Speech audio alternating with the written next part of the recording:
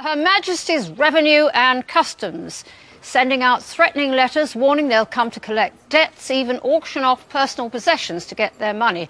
Government finances are in a mess, so maybe a crackdown is justified, but not when those receiving the letters don't owe a penny. Riz Latif reports.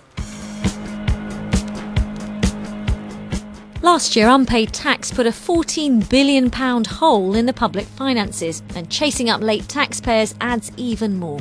We all have an interest in people paying up when they're supposed to, but complaints we've received suggest the wrong people are sometimes being targeted. People who pay their taxes through so-called self-assessment. There are around 9 million of them in Britain today. They include the self-employed, people with more than one income, and those on PAYE who pay tax at the highest rate.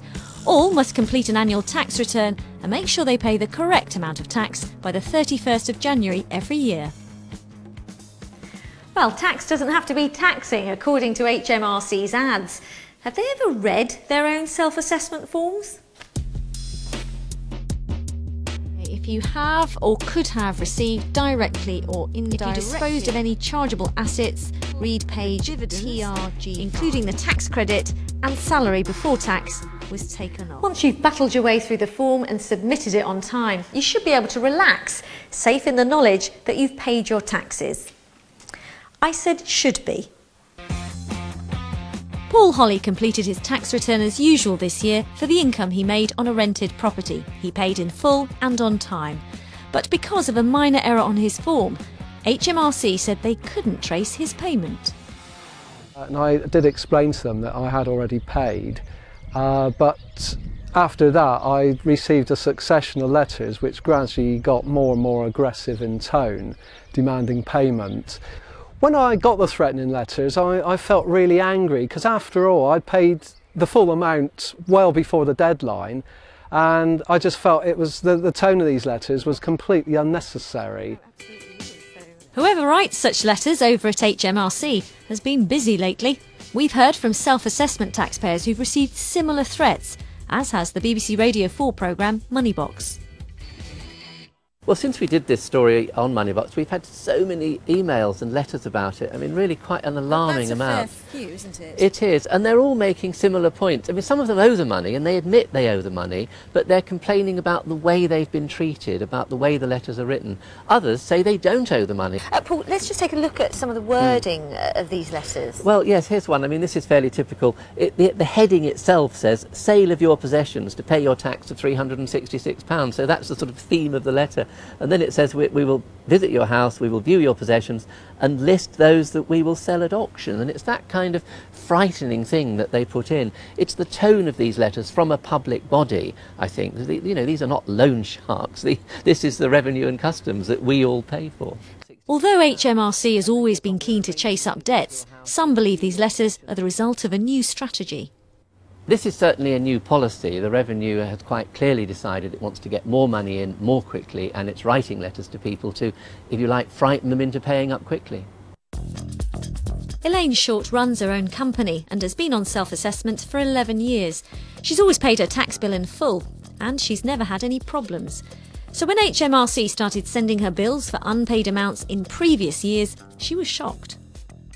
As far as I'm concerned, I don't owe any tax. However, if I do owe tax and mistakes have been made either by myself or my accountants, then I would be happy to pay it, providing that HMRC can give me an explanation as to why it's owed and when it was owed from. But instead of an explanation, HMRC just sent more letters demanding payment. I feel I've been treated very badly by HMRC. I've always paid my taxes on time before, and I think if any other profession suddenly demanded an amount of money without explanation, then nobody would pay. A number of MPs agree. One member of the Treasury Select Committee told us the letters were unacceptable.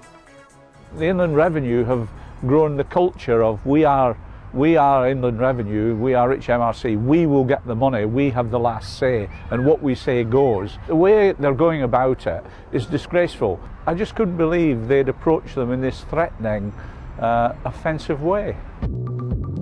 Critics say part of the problem lies with spending cuts at HMRC itself.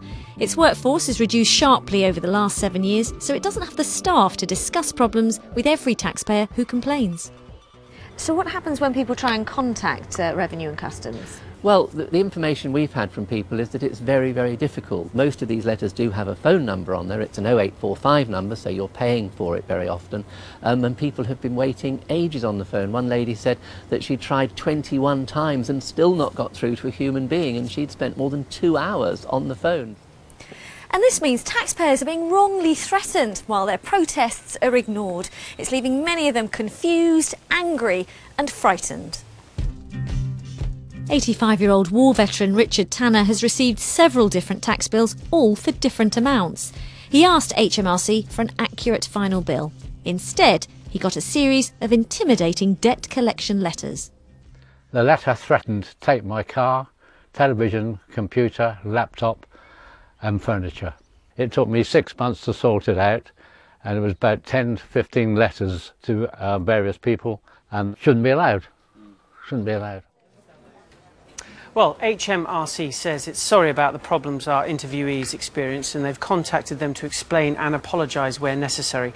They say with over 1 billion transactions a year, they do many things well, but realise when it goes wrong, people can be seriously affected. They deny that the problems we raised are due to staff and budget cuts. Meanwhile, a few updates on your techs.